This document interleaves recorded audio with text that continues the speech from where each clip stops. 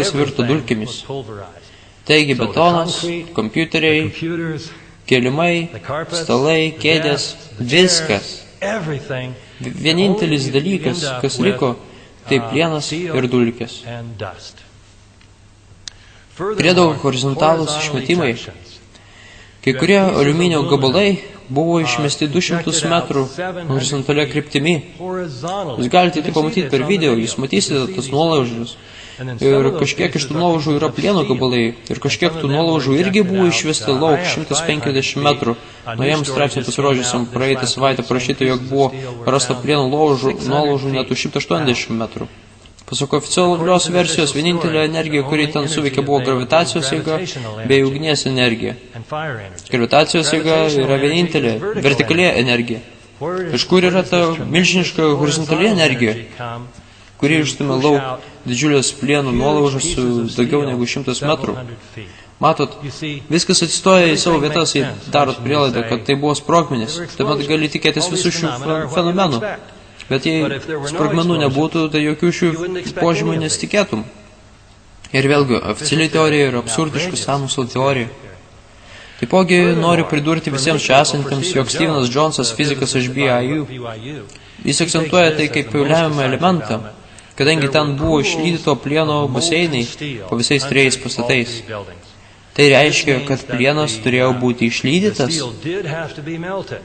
Bet net NIST nariai sako, kad nebuvo lydymosi, ugnis negalėjo išlydyti plieno. Ir vis tik Markas Lovozau, Control Demolition direktorius, Peteris Tully, kitas žmogus dalyvavęs valymo darbuose, daugelis kitų darbuotojų vykdė valymus, liudijo matė išlydytą plieną. Praėjus 2 mėnesiams po rugsėjo 11 ten buvo vis dar karšta. Tai buvo milžiniškas karštis, kažkoks milžiniškos energijos šaltinis, privertęs plieną išsilydyti ir dar ilgą laiką išlikti skysčio formai. Bet to didžiausia plieno nuolaužų dalis buvo paimta iš karto iš vietos. Tai didžiausias įkalčių panaikinimas. Dažniausiai tu negali išnešti dėžutės iš įkalčių vietos, nes bus apkaltintas įkalčių naikinimo. O čia tūkstančiai tonų plieno, kurį sukrovė sunkvežimus, išvežė ir vėliau išplukdė į Aziją perleidimui tam, kad jo niekas neištirtų. Kodėl tai svarbu? Nes jei išstudijuotumėt plieną, pamatytumėt sprogdinimo požymius. Jie rado plieno dalių. Straipsnėje iš New York Times rašoma, inžinieriai sutrikė dėl VT7 pastato griūties ir daliniai plieno konstrukcijos fragmentai tiesiog išgaravo. Tam, kad išgarinti plieną, reikia dar aukštesnių temperatūrų. Reikia 2860 laipsnių Celsijaus tam, kad išgarinti plieną. Taigi ten buvo kažkoks milžiniškas energijos šaltinis, kuris sugriovė tos pastatus. Priedo yra tuzinas liudijimų iš žmonių, kurie buvo įvykių vietoje ir savo akimis matėme sproginėjimus. Savo naujoje knygoje Krikščionybės kova ir rugsėjo 11 tiesa, aš tam skiriau visą paragrafą pavadinimu Sprogstantis liudijimai. Dalį jų buvo galima išgirsti iškart po įvykių, bet dalis liudijimų buvo paviešinti tik 2005 vasarą. New Yorko gaisrinės departamentas tą dieną padarė gaisrininkų bei medikų pasakojimų audio įrašus. Ir jie papasakojo, ką jie patyrė. Tačiau tai nebuvo paviešinta. Laikraštis New York Times ir nukentėjusių šeimų susivienijo ir kartu pradėjo bylinėtis su New Yorko miesto vadovybė dėl įrašo atskleidimo.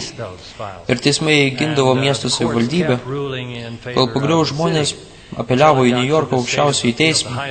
Tuomet jie pagaliau privertė savivaldybę juos atskleisti. New York Times patalpino juos savo tinklapį, kad galima būtų juos perskaityti. Galite rasti tinklapį nuorodą.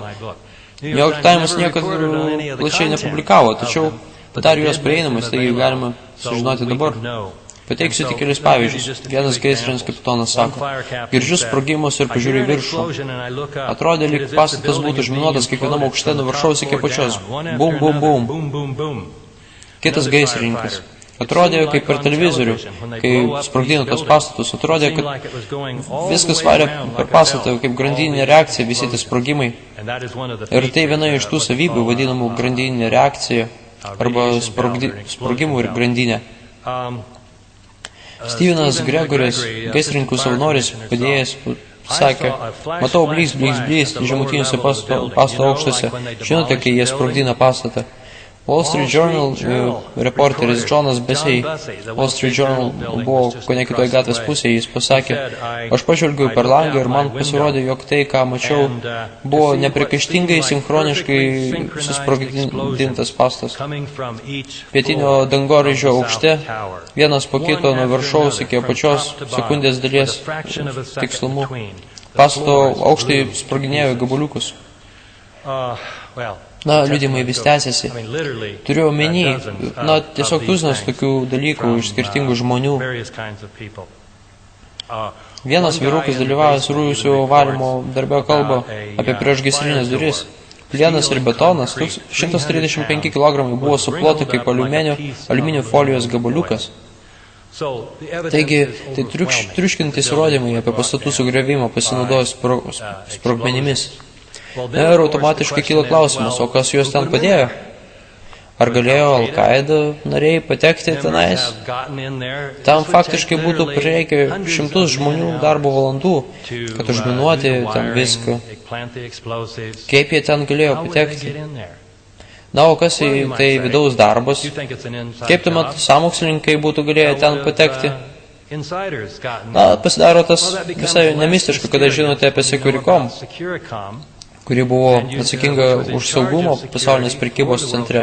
Ir kuomet jūs žinote, kad vienas iš viršininkų buvo žmogus su vardu Marvinas Bušas, taip, prezidento Bušo brolis, ir kompanijos vadovas buvo Virtas Walkeris III, Marvino ir Džordžo Bušo pusbrolis. Taigi, tuomet mes galime turėti pagristą hipotezę apie tai, kaip namie išauginti teroristai galėjo patekti į vidų ir užminuoti pastatus. Gerai. Taigi, oficialiai teorija apie pastatų griuvimą buvo paneigta taip stipriai, kaip dar nebuvo paneigta jokia kita teorija. Čia turite 10 ar 11 skirtingų būdų, kuriais galite moksliškai įrodyti, kad oficialiai teorija yra neįmanoma. Ir kuomet pradedam kalbėti apie 7 pastatą, tuomet viskas aišku, kadangi jūs negalite teikti, kad tai buvo NIST, norėjo pasakyti, kad tai dangoraižiai sugriuvo, nes lėktuvai pažeidė plieno priešgaisrinę izoliaciją.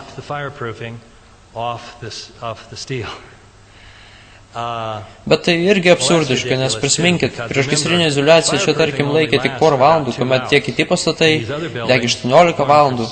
Tuomet ugnis tiesiogiai būtų kaitinusi plieną dar 16 valandų ir vis tiek nesugriuvo.